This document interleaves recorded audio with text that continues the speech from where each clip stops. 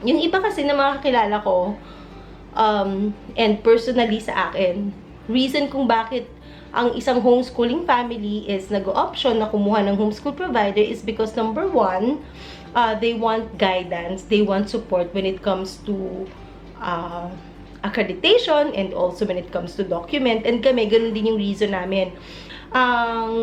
Para sa akin lang, ang pagpili ng provider is not more on choosing what's the best provider, but it's more on choosing what will work for you and for your family. Shadan, wait lang. Yung tumae. Yung tumae. Pwedeng tumae. Ano ba yan?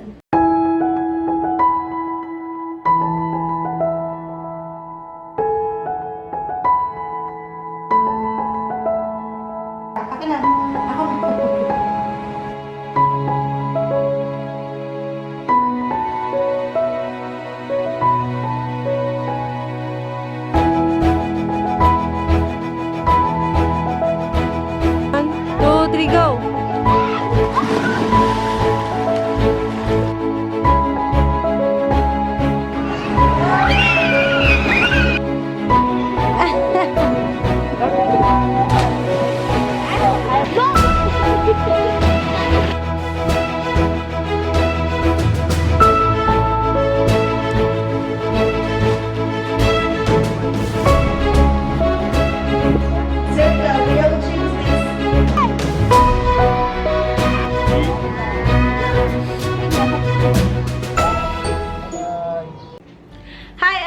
Welcome back to Emoinkz Bailey Vlog. This is again Mrs. Bailey, and today is May the 20th of 2020 and it's a Wednesday. So ayan, another sit-in vlog na naman ito. This is still part of our homeschooling serye. So marami na tayong nagawang content about homeschooling. Nasagot na natin ang mga basics of homeschooling. Ano nga ba ang homeschooling? Legal ba ito sa Pilipinas? Anong type of homeschooling? Ano yung mga exam na pwede for accreditation? Whys of homeschooling, 'di ba? At iba pa. So ngayon, isang bonggang-bonggang checklist muna tayo. Number 1, na-convince mo ng sarili mo na overqualified ka talaga na turuan ng iyong bagets. Number 2, nasagot mo na ang whys of homeschooling. Bakit ka nga ba nag-homeschool? And number 3, go ka na talagang yakapin ang homeschooling journey. So, ano na nga ba ang next step? Well, babalik ulit tayo sa assessment kung ano nga ba talaga ang type of homeschooling na mag-work out para sa'yo, sa anak mo, and of course, for the whole family. It's very important. Hindi kailangan na sumabay ka sa trend or what. Hindi ibig sabihin na mas magagaling yung independent kaysa sa may provider.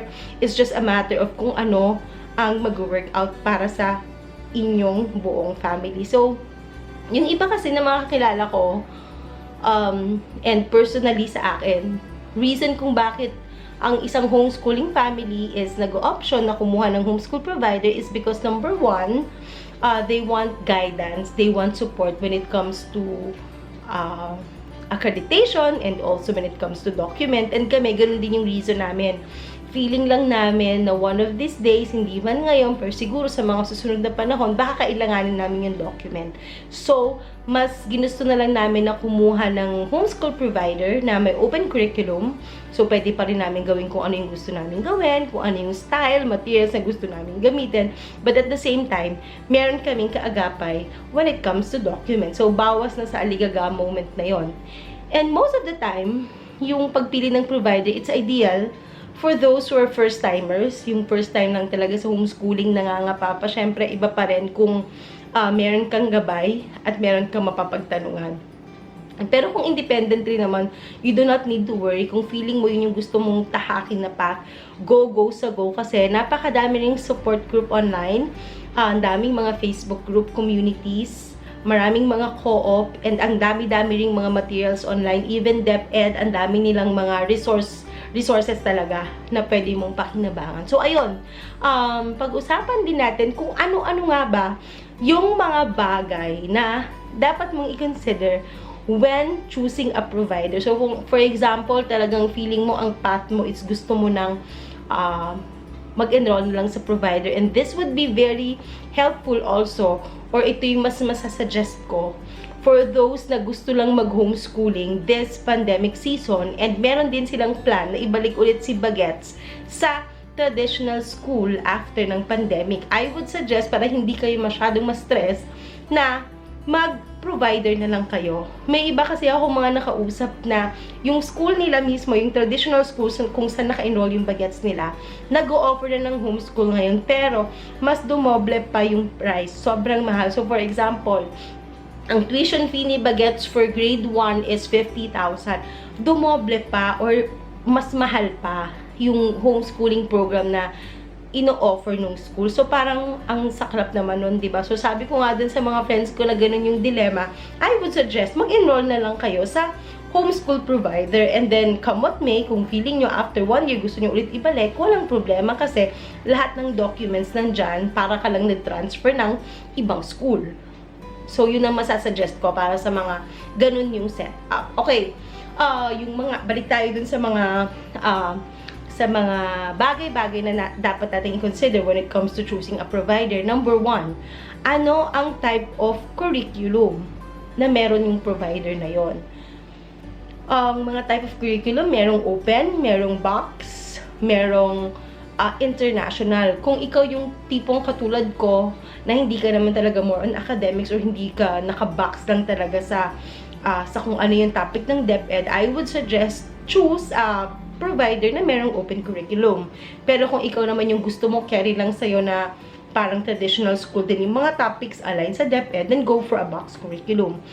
Meron ding mga provider na nag-offer ng international. Kung feeling mo, pagdating ng araw, mala Henry C. ang peg, or talagang meron kayong business na tingin nyo,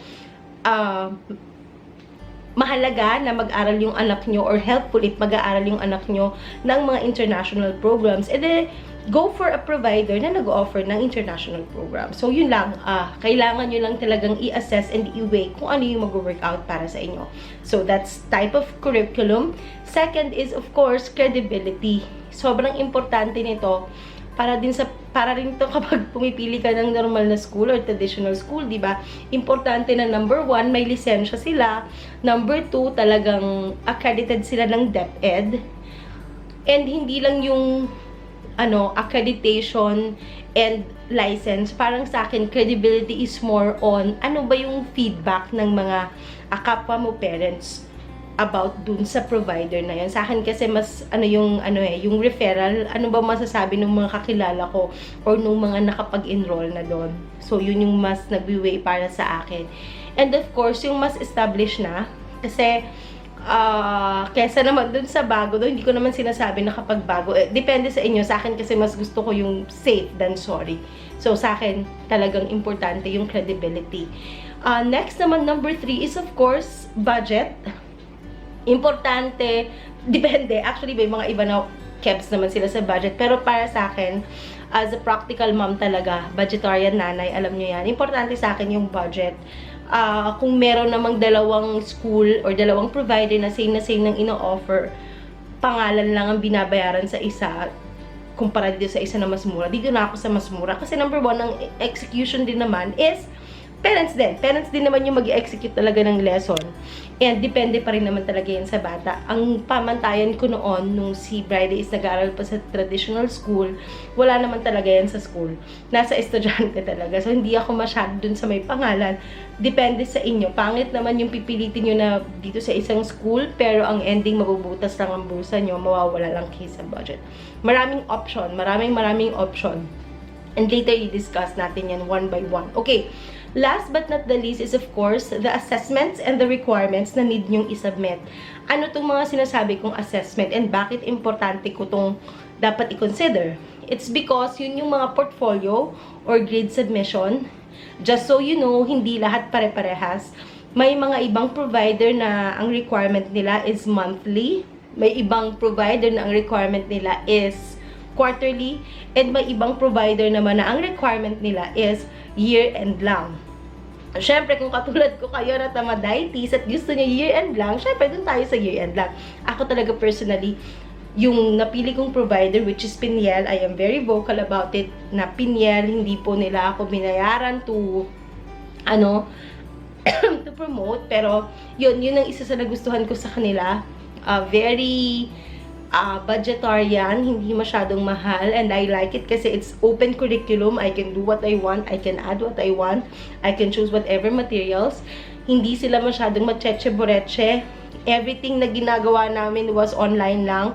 Nakatapos na siya ng isang school year, pero lahat online lang, simula sa inquiry, exam, pasa ng mga keme, lahat ay done online. Sa Taytay ito, Rizal, pero never ako nagpunta doon, lahat online lang. So, para sa mga aligagang nanay na katulad ko, very helpful yon. And lastly, talaga, gustong-gusto ko yung year-end portfolio lang sila. Hindi ko na kailangan ma-hassle kada quarter. Pero again, depende.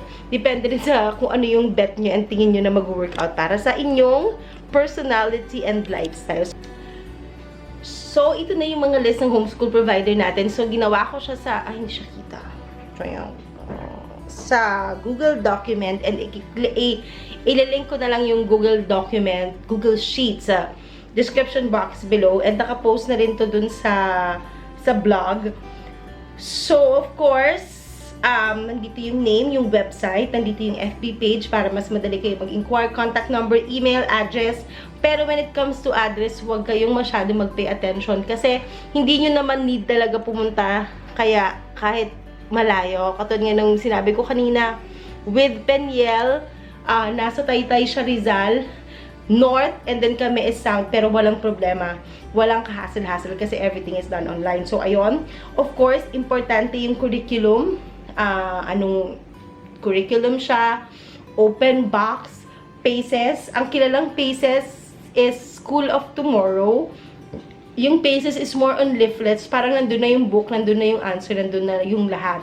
This would work especially sa mga working moms. So, kung working moms kayo and meron lang kayo sigurong mga tita, tito, lolo, lola na mapaghiiwanan, I think most silang narinig ko ng feedback, nag-workout to para sa kanila kasi hindi mo na kailangan mag-prepare talaga ng bonggang-bonggang lesson kasi self-explanatory, matuturuan mo pa yung bagets na maging independent. Basa, sagot, nandun na lahat. So, that's PACES and that is School of Tomorrow. And then, nandyan yung grades, of course. Grades ba ay given ng parent, given ng school, or given ng both parent and advisor. And of course, homeschool fee, as I've mentioned earlier, nandun din yan. Enrollment schedule. May mga homeschool provider na year-round, may mga homeschool provider na June to July, mga ganon. And makikita niyo yan dun lahat sa link. And of course, requirement and assessment, nabanggit ko na. Hindi ko na iisa-isahin, pero nandito to lahat dun sa document na sinasabi ko sa inyo na ililink ko sa description box below. Kayo na yung bahalang magtingin and kung ano yung tingin nyo talaga na mag-workout para sa inyo. Para sa akin lang, ang pagpili ng provider is not more on choosing what's the best provider, but it's more on choosing what will work for you and for your family. So, I hope na nakatulong and I hope na may mga nakuha kayong mga tips about choosing a homeschool provider. Kung hindi pa kayo nagsasubscribe, please don't forget to click the subscribe button below and click mo na rin yung bell sa tabi para naman notified ka pag meron tayong bagong upload. And again, Emoinkz Baby Vlog po is still airing at Buhay Nanay at STV channel. I think ngayong quarantine season is everyday siya. So, thank you so much and magkita-kita tayo hanggang sa susunod na vlog. Alam, God bless!